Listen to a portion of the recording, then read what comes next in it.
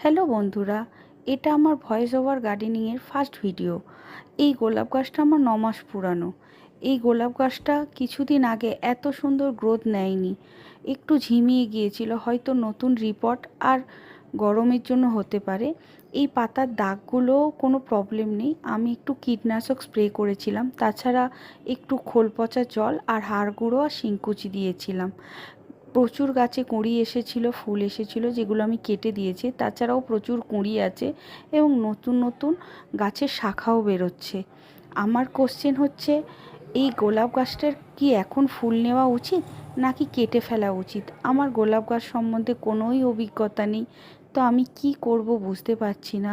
যদি তোমাদের কাছে এই ভিডিওগুলো গিয়ে থাকে তাহলে প্লিজ একটু কমেন্ট করে আমাকে হেল্প করো, তাহলে আমি এই গোলাপ গাছটা শীতকালে প্রচুর ফুল নিতে পারবো। এই গোলাপ গাছটা প্রচণ্ড আমার পছন্দের।